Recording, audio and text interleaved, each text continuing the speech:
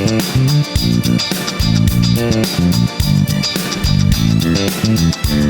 episode of the Better2 podcast is brought to you by Kitty Mystic and DM Needham, author of My Days with the Dark Muse, as well as Love is Worth Waiting For.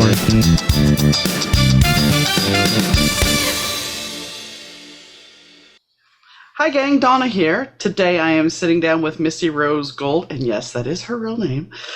Misty's journey began when she was 8 years old. She knew that she wanted to make a difference in the world and make it a better place. When this became clear to her, she began to figure out how she could make her world a better place for her. She had gone through a lot of trauma growing up, and so she decided that she needed to work on herself so she could help others.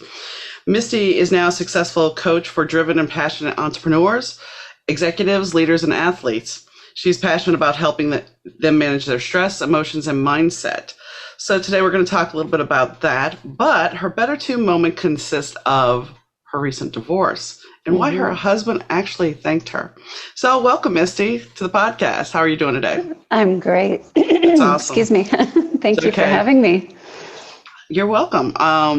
Yes, we both have a little bit of a sinus thing going on, so there's a clearing of throats. Sorry. So tell me a little bit so how long were you married? We were married for about 5 years. We were together about 8.5 years altogether. And was it a blissful, when you guys got together, was it because you were friends or was it more of a physical connection? It's actually something else. Oh. Yeah, we were roommates. Okay. We started off as roommates and then just kind of developed into something. Okay. That's a different take on it. Yes. So you already knew what it was like living with the person ahead of time. Right. So how long did it take so you were roommates, how long did it take to develop into something more? A couple months. And it was a slow progression. It wasn't something that both of us were rushing into, but it was definitely slow. Mm-hmm. Were you friends before you were roommates? For a couple of weeks, maybe. Okay, fair enough. Yeah. Fair enough. I can't say anything. I've talked about my first marriage and how that progressed so quickly, so I can't say anything about that. So how long, so you became roommates and then you got involved a couple of months later. So how far along did it take before you guys actually got married? And what made you decide to get married? So he said that we had to wait 2 years. Okay. Like before we could even go down that road. So it was maybe a year and a half in where he proposed. Okay. And then we got married a year later, I think it was. So, yeah, I don't remember the dates exactly. No, but you don't have that. Yeah, he was a stickler on, we have to wait a certain amount of time to make sure that it's right before getting married, because both of us have been married before. Yeah. Yes. My husband and I used to joke because both of our first marriages just imploded within a year after we married the person. And I mean, wow. For me though, I was with the person for 3 years prior, and it imploded after because the person that I was married to's thought process completely changed. So yes, my second that's my story with this guy. my second husband was like, well, you just got to get that first one under the belt so you can get the next one right. I'm like, okay. But yeah, I mean, I don't know about for you, but for me, it was like that piece of paper. He decided, okay, I own you now and I can dictate what you can do and what you can't do. And similar. Okay. So what happened with yours? So it was like the moment we got married, a switch was flipped in his mind and he became a different person. He turned into his dad. Okay. And he tried to recreate his dad and his mom's relationship, which was very toxic. And his dad was very controlling and abusive and, those kind of things. And the mom was very submissive, but angry all the time because she was submitting to something that she didn't agree with. So he tried to turn us into that. Like he became a totally different person the moment we got married. I was talking to somebody else, a gentleman last week about his marriage. And and he has a book about expectations. And the thing is, as this conversation progressed, we started talking about the fact that we tend to morph into our parents, whether we want to or not, because we've seen these images of how to live, Yes. how to be married, all these things. And what you're saying is exactly Hmm. that. You know, he learned Yes. from his parents.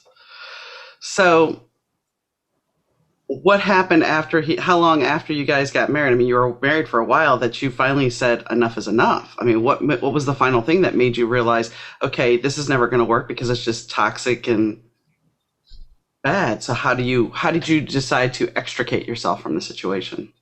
I'm about a year into it, a year into the marriage, I realized that this isn't going to work. And I tried to help him like work through whatever subconscious programming he had to move us into a better place, but he just wasn't having it. Like he was very, very, very controlling in his own world. I'm not easily controlled, so we were always at odds with each other. Like a man trying to control me is like water trying to go up, like up a hill. It's Yeah, like yeah, yeah. it doesn't work. Yeah. So, yeah. So we had a bunch of battles, and I kept trying to approach it from a place of, I know how to fix this, but he just didn't want to fix it. And eventually I asked him to leave our bedroom. So we lived as roommates for about 3.5 years. And that was ample time for him to try to, figure things out, like work through his stuff. And it just wasn't happening. Like he looked at me as property.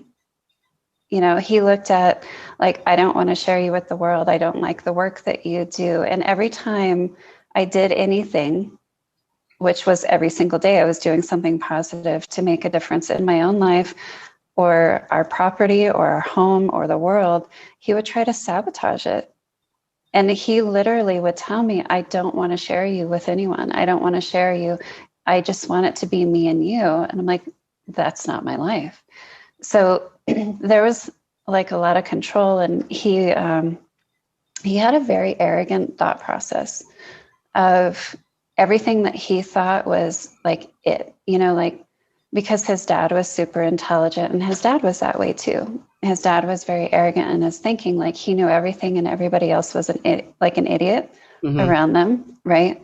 So he had that going for him as well. Well, it wasn't really going for him, but He thought it was. right. He thought it was. So he thought about that. Like that's the way he presented himself, is like, I know everything and nobody else knows anything, especially you, because you're a woman, Yeah, Yeah. I get that. Yeah. Mm-hmm. One of those, very narcissistic tendencies, but also very much like, I'm above you because I'm a guy. How old were you? So during the whole process, Well, yeah, I mean, when you got married, how old were you roughly? I'm 40 now, Okay. and we got divorced last year. Okay. Right. I was when I met my first one, I was 22, and Mm-hmm. I married him at 26 or close to 26. So, yeah, I mean, for me, I had learned lessons, and he was telling me everything I needed to hear when we got Mm-hmm. together. And then he Mm-hmm. had kids, and that was one of my biggest fears at the time, was being a mom. Okay. And so for me, it was like, okay, I fell in love with the kids, and he was a part of the package. Right. And so I think a lot of the times we make sacrifices for other people if you're in that situation. For you, you were smart enough to see, okay, I can't do this. And once I got married to him, he looked at what I was writing. He had never read an ounce of what I was writing. And he was like, well, it's some kind Mm. of Barbie doll fantasy. You never read it. How would you know? And Exactly. I was reading cards, starting to read cards, and he's like, "Well, that's Hokey Land." Okay. Okay. And I mean, at a certain point, he started driving a truck over the road, and he was gone all the time. And it's like, okay, so wait a second. I'm married, but I'm a single mom, and Right. I'm raising two kids. And what's the point here? And I had a friend tell Mm-hmm. me, and I was also a disc jockey at the time. I had a friend tell me, she's like, your life is better than this. You're living in a small town. You're better than this. And that was Mm-hmm. kind of one of those moments where it's like, yeah, okay, maybe. And my second husband was very supportive of everything I did. Good. Excellent. So I think that's a lesson that because not always was our parents supportive of us, we tend to pick that toxic partner, whether we believe it or Mm-hmm. not, because we're looking for something outside of ourselves to validate us. Right. So let's go back to your marriage. So, Yes. I mean, because my husband did the same thing. He's like, "You're not going anywhere. I want to go to a concert in Chicago or live in Indiana. Nope, can't do it. It's too dangerous." Mm. All right. You Okay. let me drive across the country to Dallas with the two kids and New Orleans with Mm-hmm. the two kids, but I can't. No, it's too dangerous. Okay. So I get the controlling factor of you can't do that. So, Well, I took a lot away from that marriage, and I call him my dark soulmate okay. because it was necessary. The journey that we took together was absolutely necessary. So, as we were going through this process of like me trying to figure out how best to help him and trying to uncover and go through the layers of his stuff, like just working through that process, each and every single week, I would take the information that I uncovered, and then inevitably, my clients that week would need the information. So it made me a much better life coach. It made me better at helping people, which helps the world, right? So if I Right. can help an individual, it makes the world a better place. So that process, I don't regret it. I don't see it as a mistake. I see it as he was a dark soulmate for me. And that's important. And I admire in you, because I do it as well, looking at aspects of pain, trauma, or whatever, and seeing that life lesson that either can help you or somebody you know. Because I learned Mm-hmm. how to be a better step parent because I didn't have the best step parents. So I Right. knew when I became a step parent, this is what I wanted to do and this isn't what I wanted to do. And a lot of people don't look Right. at life that way. They just like, oh, well, this happened. Well, either learn from it or don't. It's up to you. Mm-hmm. You choose to be victim or Mm-hmm. not. Right. So, And I get that. I had stepkids too. And I had a horrible stepmom growing up. So I learned what not to do from her. mm-hmm. And I mean, Yes. Mm-hmm. for you, how hard was it how immersed into the stepkids' lives were you? Were they living with you at the time, or was it just kind of a weekend thing? They would visit us during the summer. Okay. So we would have them for a couple months. So I was involved in their lives. I was the closest to the oldest. When I finally decided to end the marriage, like it took me a long time to do it. One, because I was giving him ample time and, opportunities to figure things out because I just didn't want another divorce. Yeah. Number two, I loved his family and his family loved me and I loved his boys. And I was really close to his oldest boy. So I had to consider every single heart that I was going to break. And it took me a long time to work up the courage to break their hearts. And then it just got to a point where I just couldn't handle anymore. I'm like, I can't do this anymore. I'm done. It's time. And, the boys were old enough where it was better for them, in their 20s. So it was much better for them when we were moving into that stage. Are you still in contact with them now? Yes. I got messages, during Christmas and stuff. And Good. I hope to see the oldest one soon. He's supposed to come here from California and, we'll hang out when he's here. The Good. younger one, I love him, but we're not super close. Like we butt heads a lot. So I don't know if I'll ever see him again, but I am looking forward to seeing the oldest one. Mm-hmm. No, that's the thing. I had a girlfriend who was getting involved with a guy who had kids. This was a long time ago now. And I told her, I said, be careful when you do that. She goes, why? She's like, it's just the guy. I'm like, no, it's not.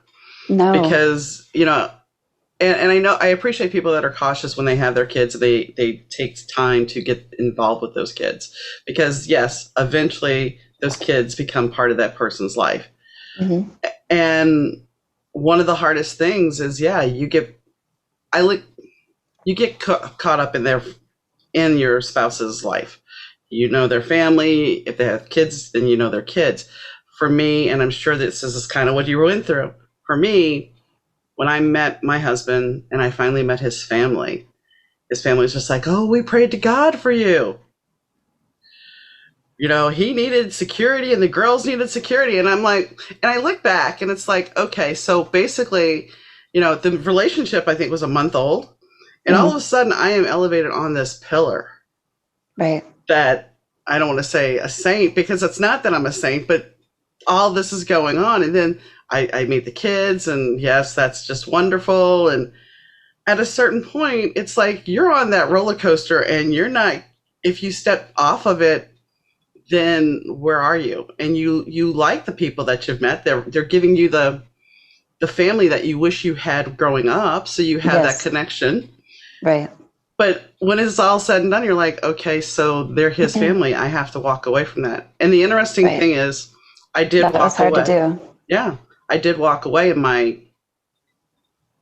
mother-in-law, when my youngest was 16, I went down there because she was having some issues, and her parents couldn't control her. So they're like, hey, you come down and talk to her. Mind you, I have not raised her in 8 years. I had just started talking to her recently, and they're like, come down.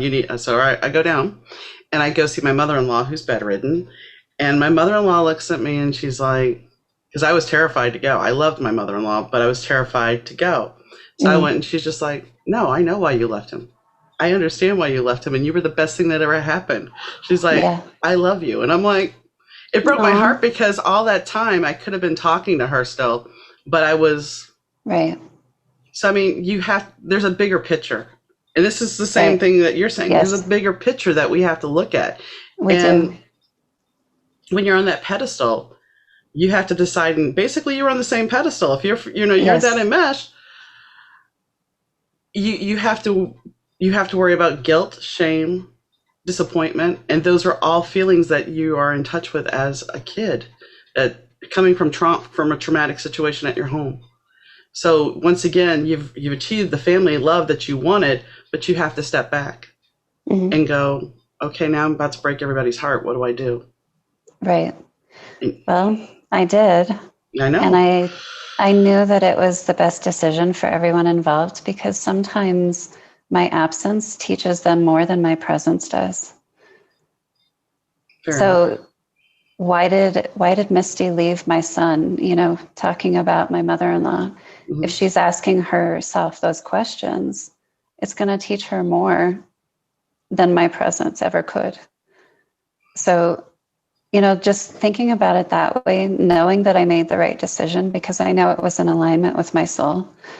I knew I made the right decision, and I knew that it would help them in some way. I knew that it would make their world better in some way. Like sometimes we need pain to teach us lessons, right? And the absence of somebody that you really love and care about can teach us a very powerful lesson. So that's where I chose to take it with my thought process.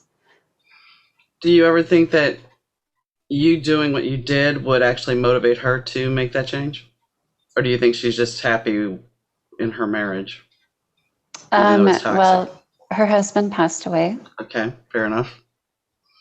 So it may have given her a different view of her life of, I know my son is toxic and Misty had the courage to leave him. Why didn't I leave my husband? True. Those kind of questions probably have popped into her head because I led by example. I showed her the example of, I'm going to do the most loving thing for everyone involved, which is we're going to end this. We're not going to stay together in misery for the rest of our lives. It's just not worth it.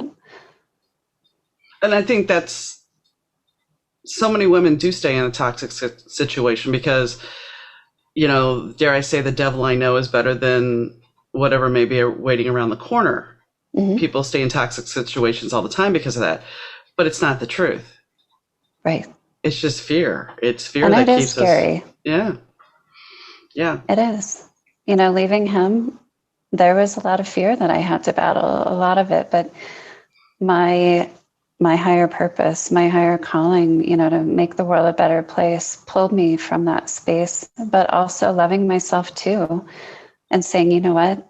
I love me enough to face this fear. I love me enough to jump off this cliff and see where I land, or if I fly, or if I splat on my face, Well, and that's the thing. A lot of people let that little word get in their way. Yes. It's like, well, I know things, so I'd rather just, what if I get with somebody else that's worse? What if you get with somebody that's better? Exactly. What if you and don't I have found someone better.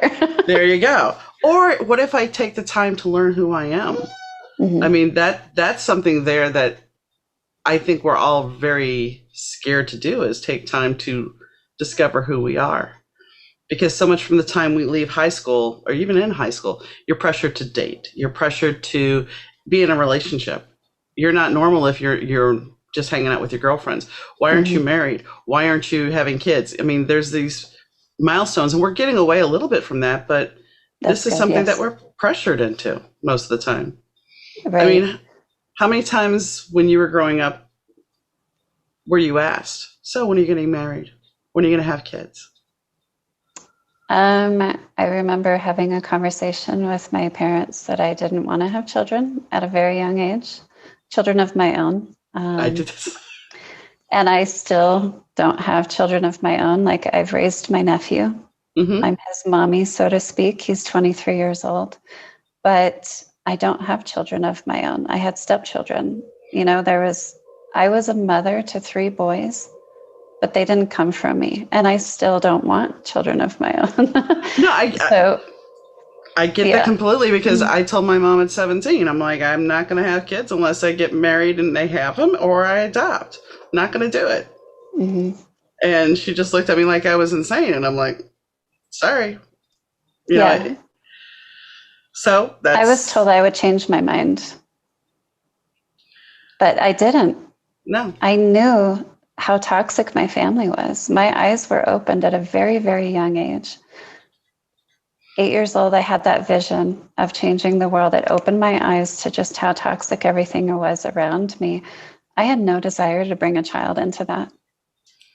That was one of my reasoning, is it's like, I already see the world as its darkness, and I don't know that I want to do that. Right. My second husband and I, we talked about having kids at one point, very briefly. And both of us said, wait a second, both of us have health issues. Why would we do that? Why would we risk passing those genes on to somebody else? Right. So we were conscious about not having children. Mm-hmm. Same. And I don't think that there's anything wrong with it. I think no. But there are a lot of people that, will judge you because you don't have kids. I think it's the responsible thing to do. It is. Now, I will say this. Being a widow and going through this with COVID and not having what you would traditionally have as a family, having children and stuff, it is a very bizarre feeling, because then you do look at your own mortality. Not that I'm going to go run out and have a kid now, but you do start looking at your own mortality. It's like, well, so when I go, where does everything go? Who do I leave this to? So that kind of stuff starts, and that's normal. I mean, even if you have kids, I'm sure you're still going, well, am I going to, so it's one of those things. I know where all my stuff is going, but I understand your situation. Yeah. Right? Yeah. Everything I have goes to my nephew. So and see, that makes perfect sense, but it's just one of those things where you have to have that relationship in place. I mean, I still keep tabs on my stepdaughters, but we're not close. So. Right. But anyway, I'm digressing. So let's go back to Misty Rose Gold. We were talking pre-thing, because I asked if that was your real name, and you're like, yes, it is. So how did that all come about? So before I got a divorce, I was meditating one day, and I just got this message, this divine spiritual message: change your last name. Okay. And then my brain, I went to, oh, whoa, what do I change it to? Hold on. Yeah. The idea was very exciting and very liberating, because I would have a name that's pure, that's unattached to my father, unattached to any guy that I've married. That's the energy of the name would be absolutely pure. And that was what excited me. I was Okay. like, this is a new beginning for me, and I want a name that is unattached. It doesn't have bad memories with it, right? So in meditation again, I'm like, okay, so what do I change it to? And the first name that came to me was Gold. I'm like, done. You know, I make very quick decisions. So Nothing wrong with that. Yes. And it just made perfect sense because gold is refined by fire. And that's my life. That's my life story. I have been refined by countless fires. So I feel like that name is perfect and I've lived up to it. Did you take your husband's last name? I did have his last name. Yes, I did. See, I've always been one, and my first husband didn't like it. My second husband, he was like, okay, whatever. My parents won't like it, but whatever. I never have. I've always been who I am. And Right. my opinion was always, why am I changing my identity to be married to you?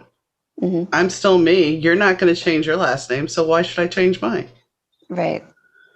But I do like your thought process about the whole last name change. It's not even attached to your family, and therefore your history is not necessarily linked. Right. So I get that. I Yep, get that, and I it's appreciate pure. that. And it feels amazing. It feels right. It feels like this is the name I should have had my entire life.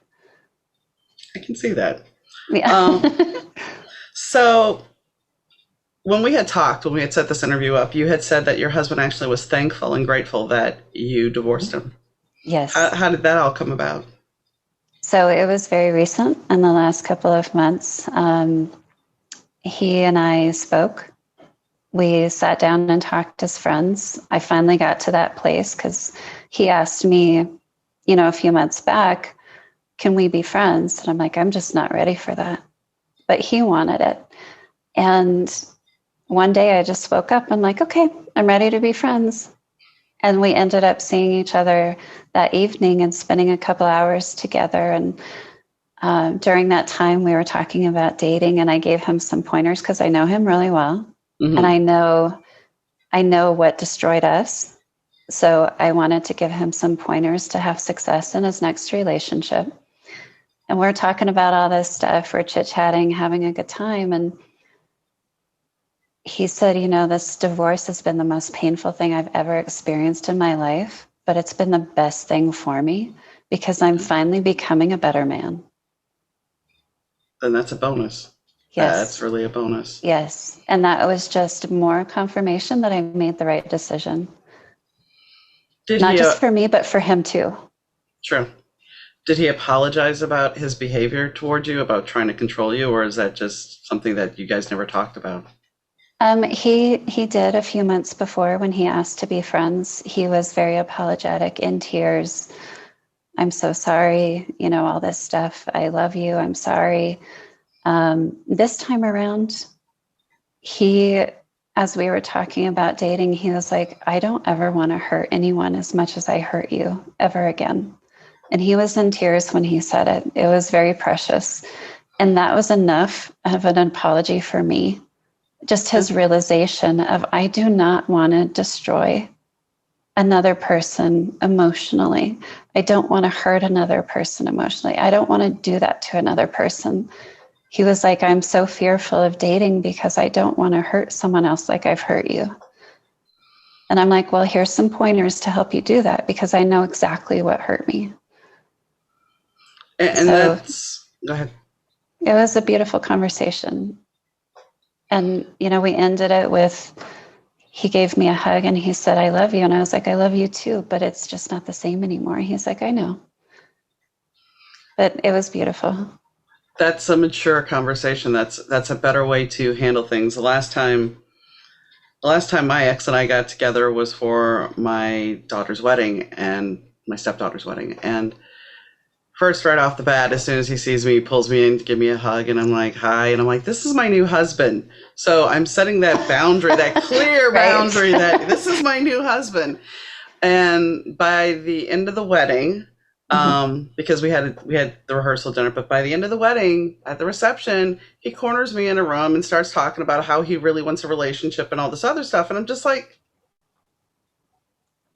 mind you, we've been divorced for quite a while, and it was just kind of like, it didn't make any sense to me. It was just kind of like, Right. dude, there was no apology, there was nothing, and it was just kind of like, mm-mm, no, sorry, Yeah.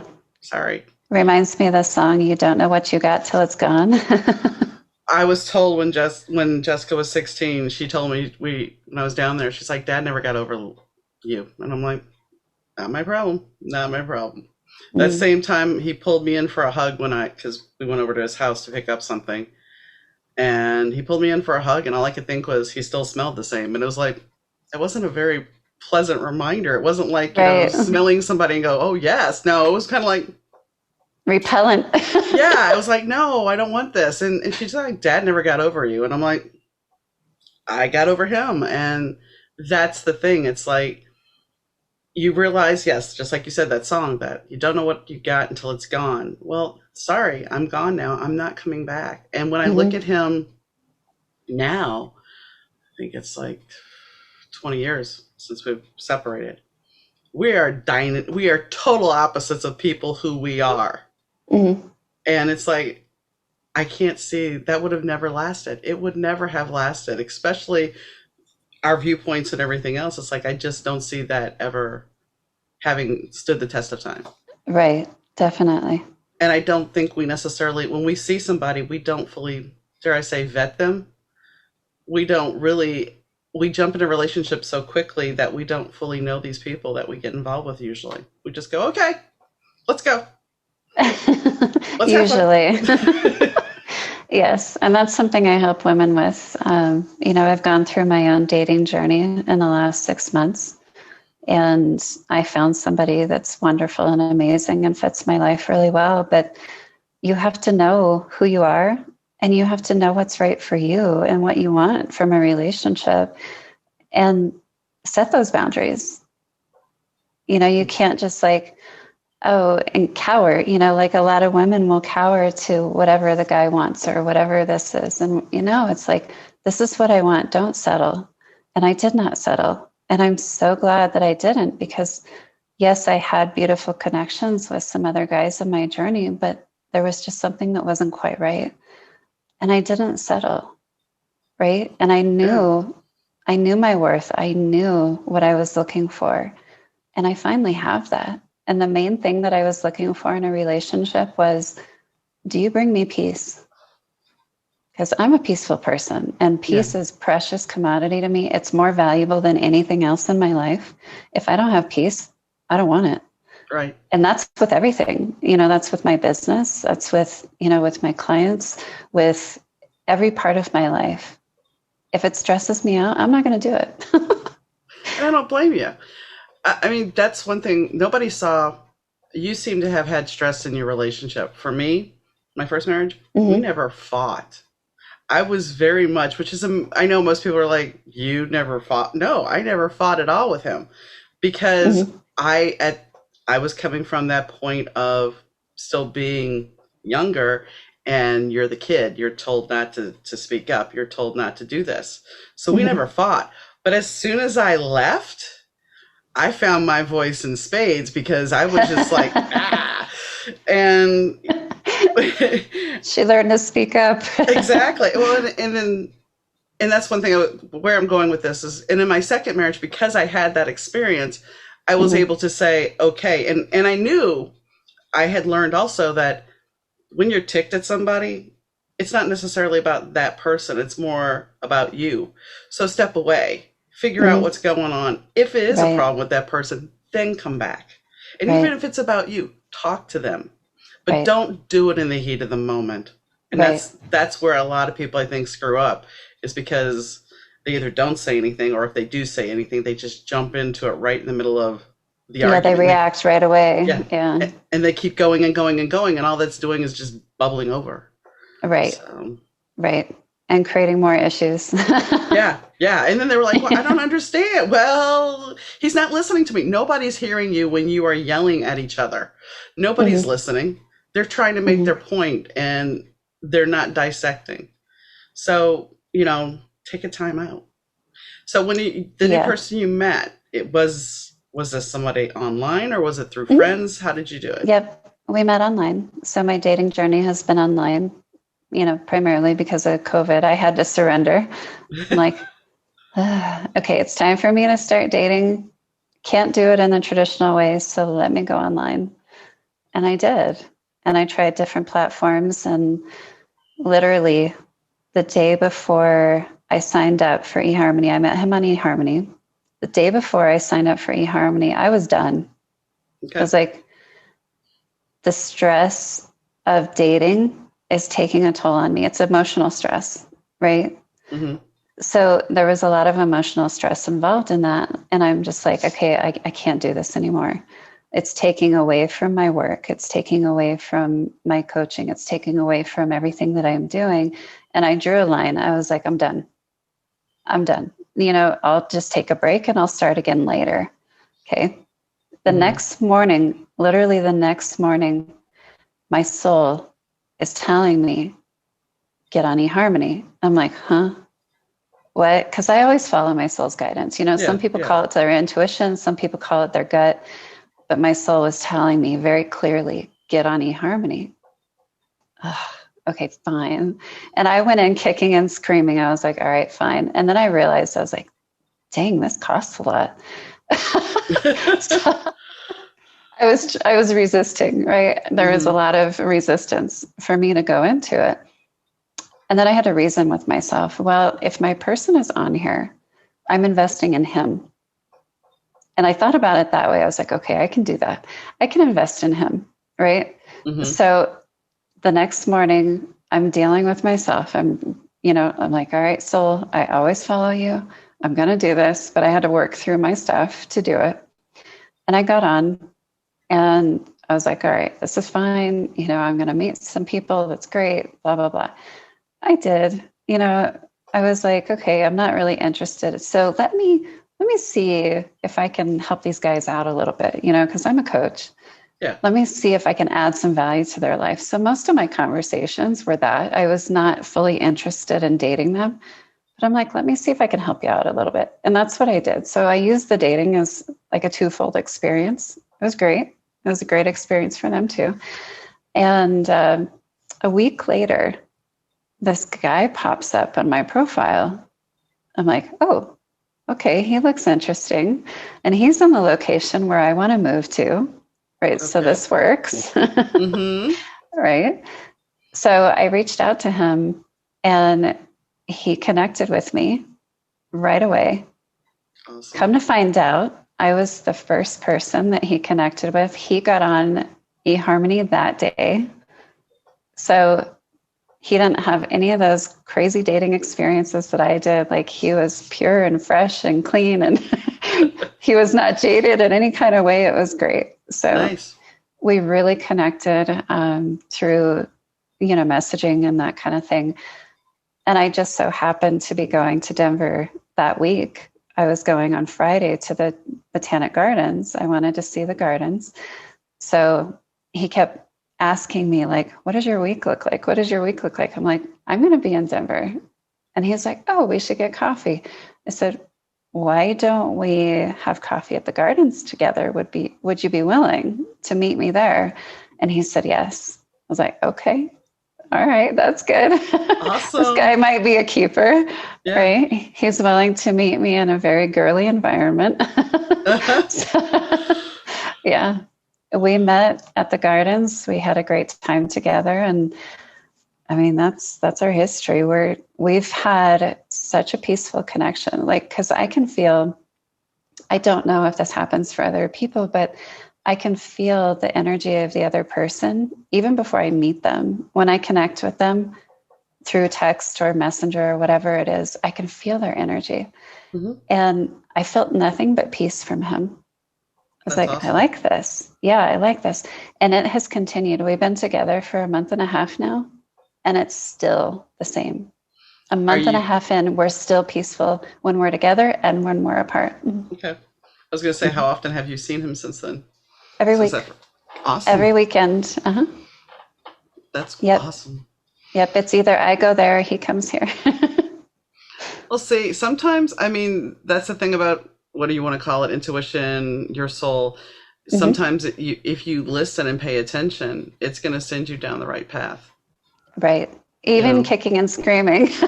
Yes, I was yes, like, I'm yes. done. I don't want to do this anymore. Been there, done that. Um, and you have to listen to it. I mean, it's an Mhm. amazing thing, and it usually will never steer you wrong. Right. You know, even even the worst thing sometimes though is to teach us a lesson. Right. So Even if it doesn't look like it's taking you down the right road, it's still the right road. yeah, yeah, Hmm. Yeah. Like um, my dark soulmate. yeah, Like my soul guided me to be with him and to stay with him and to marry him. It was meant to be for both of us. exactly. I mean, as much as I was bashing my first marriage, I got to be a Hmm. mom and I got to raise two beautiful kids. For a Right. certain point, they called me Hmm. mom, and I mean, I'll never have that experience again, Right. and I'm glad I had it. So even though it wasn't the best marriage, it taught me a lot about who I am. You know, Awesome. so I mean, I think that's the thing that most people don't look at. They're like, oh well, it was an awful experience. Yeah, but did you learn something? Right. You know, just like you. I mean, I've had people go, well, wow, all that stuff you survived in your life, and you're like, yeah, well, it was life. I made it through. I learned something from it, and Hmm. made me who I am today. And Exactly.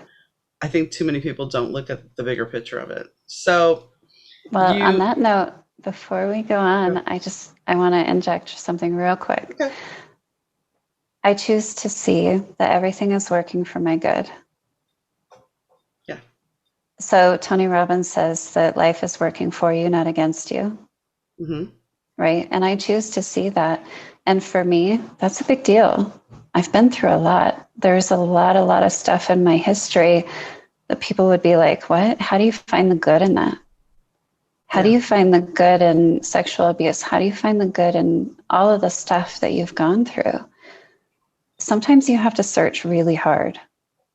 Sometimes it takes years to find the good in it, but if you're searching for it, it always shows up. So anything that I've gone through, like my recent marriage and the recent divorce, I always look for the good. Anything that goes awry or anything that's like, oh, this isn't going my way, where's the good in this? Because it's happening for my good, but not just my good, but the people I come in contact with, because it's not all about me. Life isn't all about me. Life is about everyone involved. yeah, So every single person I come in contact needs me to go through those experiences. They need me to go through them, figure them out, dissect them, overcome them, and teach them the wisdom of how to do that for themselves. So it's not just about me. It's for my good, but it's also for the greater good. exactly. And you know, my response usually for me personally is, it's made me a writer. It's made me be able Mm. to use that in channel. So even though I'm not helping people one on one, in a way I Mm-hmm. am, because if somebody Yeah, can you read are. something and connect with it, Yeah. Or your so listeners to your podcast. exactly. I mean, Yes. that's one of the reasons why I chose the Better Two podcast, is because it's talking about somebody's personal life experience, and somebody may have a very similar one. Mm-hmm. And if they can learn something from what you've gone through, what I've gone through, then they can grow from it. So Right. that's kind of that's kind of why I chose what I did. Wow. Where I was going is, so you are a coach. We know you're a coach. So tell us a Mm-hmm. little bit about what you do. So, my coaching, I focus on helping a person manage their stress, their emotions, and their mindset. Because if you can conquer those, if you can master those three areas of your life, you can have success on your terms in every single area of your life, Do you right? see? Yeah, yeah, you can. Mm-hmm. Go ahead. Yeah. So I was just thinking about our most recent conversation of my dating experience. If I didn't know how to manage those things, the beautiful relationship that I have with the guy now wouldn't be beautiful because fears have popped up, insecurities have popped up, and I have to wrestle that and get it to a peaceful place. And it's done the same for him. You know, some insecurities popped up, and I'm like, I just need you to trust me. And it did. And it brought us back to that place of peace. I'm not saying that it's perfect, but I'm saying that we're able to maintain that because our thought process is focused on let's create a peaceful environment for both people. So, of course, I can have success in this relationship because I know how to manage my stress. I know how to manage my emotions. I know how to manage my mindset. And that's what he likes. If I'm all over the place, like Right. angry and I'm jealous and I'm fearful and all this stuff, that's not attractive. No. And when you think about that, if you think about the initial first date, all the pressure that we put on ourselves for that first date, do I look okay? Is he going to like me? What do I have to watch what I eat? How do I eat all the little I had tropes that zero come, pressure. but, Zero. but what I'm getting at is in normal, and that's awesome that you did that, but I'm just saying in normal, and I haven't dated in 17 years. We put all these expectations, and between fear and expectations, those things can derail you from being peaceful. Yes. Because they just go into a loop of, well, what if he doesn't like this? What if he doesn't like that? What if he does? Right. Right. And I just showed up as myself. I'm like, I'm me. There's no stress. I know who I am. I own my power. If you don't like me, next. And see, that's where you need to come from. But I think as younger people, we aren't taught that. Right. We aren't taught to be in that position. The younger generation seems to be getting a little bit better handle on that. But my generation, your generation, I think that we're no. You are supposed to be seen and not heard. Right. So, Right. all right. Yeah. No, not happening. So what made, when did you decide that I'm definitely going to be a coach? I mean, you studied psychology. Um, I study people. and Like it's a lifetime. It's a lifetime of everything. It just kind of happened. I was 20 years old when I did my first coaching session. And it wasn't paid for, but it just happened. I'm like, okay, that feels right. It feels in alignment for me. And it was just natural. It's natural for me to take the wisdom that I've learned and pass it on to other people. It's just natural. So it's been a lifelong journey for me. okay. Do you see people, I mean, some people focus mainly on women of certain persuasion. So yours seems to be very open, though. I mean, I'm looking at your website, which is mistyrosegold.com. It seems to have some diversity to it. So Yes. you coach both men and women, and you even said that when we were talking about dating. What has been your biggest hurdle to overcome as a coach?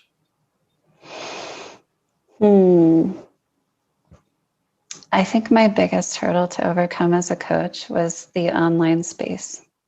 Okay. For me, going to in-person networking groups and all that is more natural.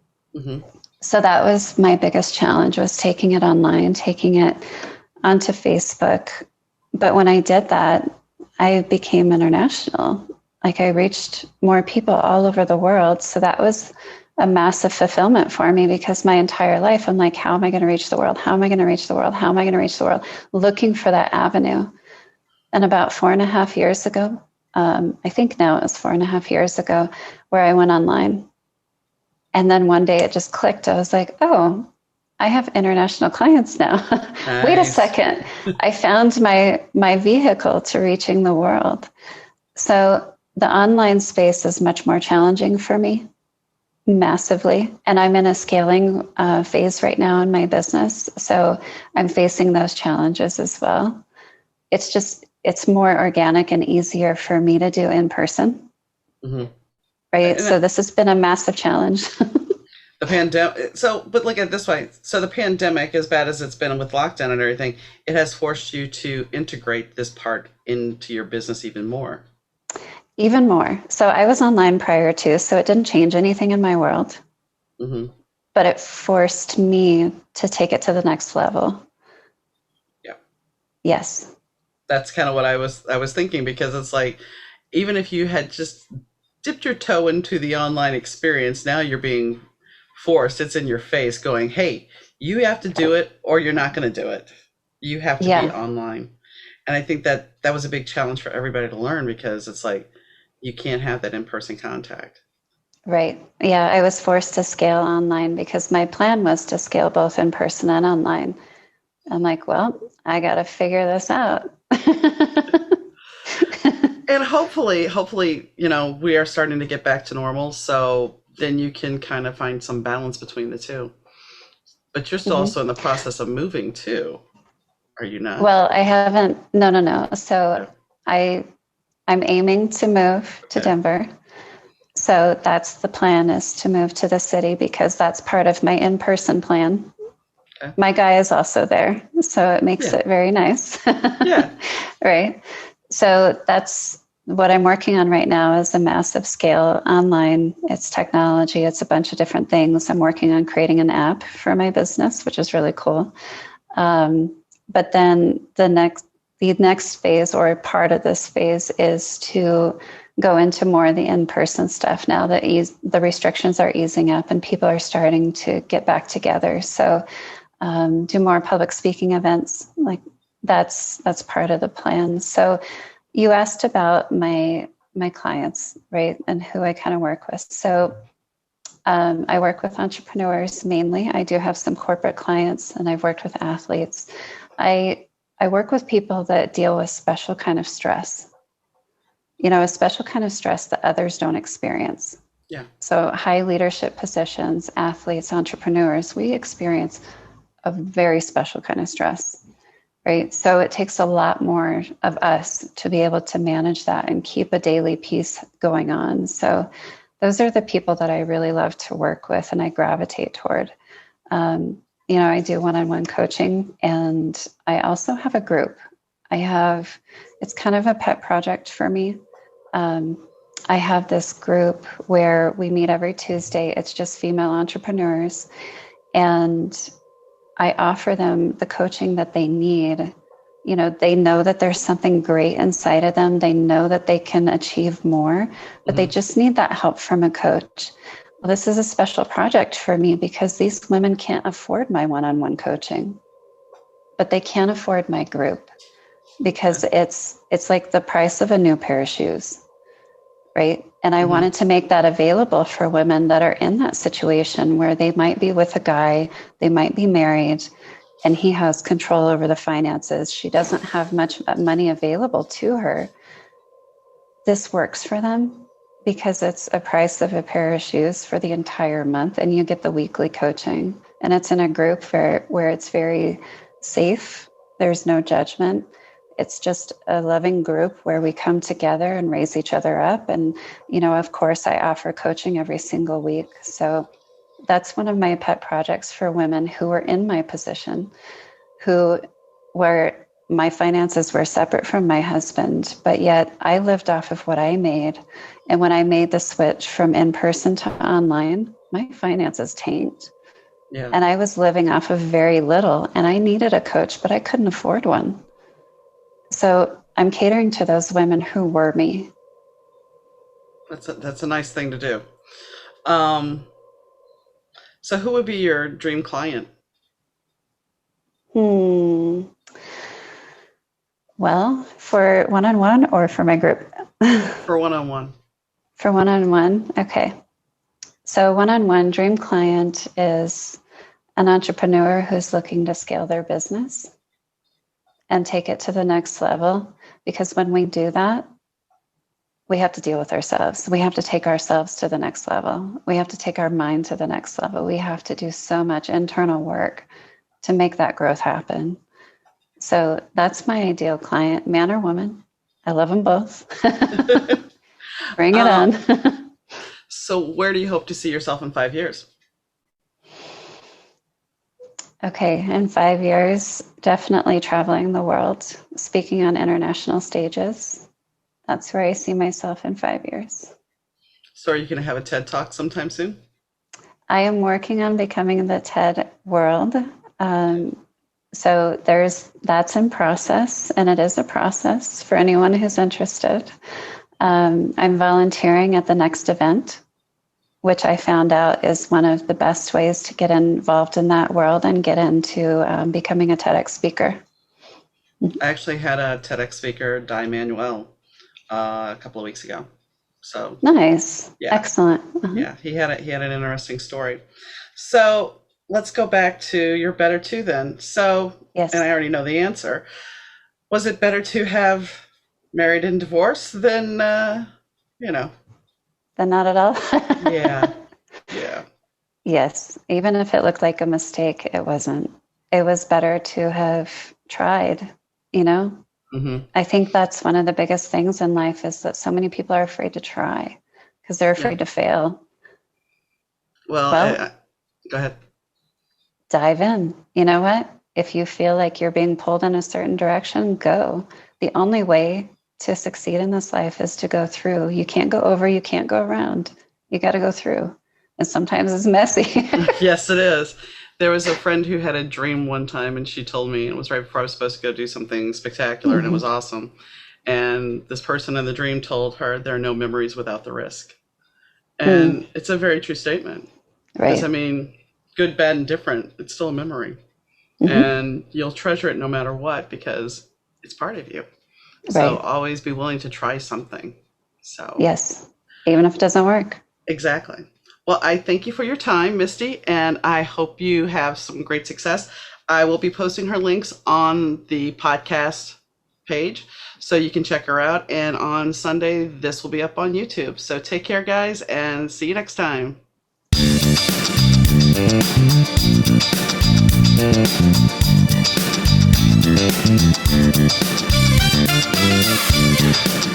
The Better 2 podcast is mixed, edited, and produced by Rich Zai of Third Ear Audio Productions.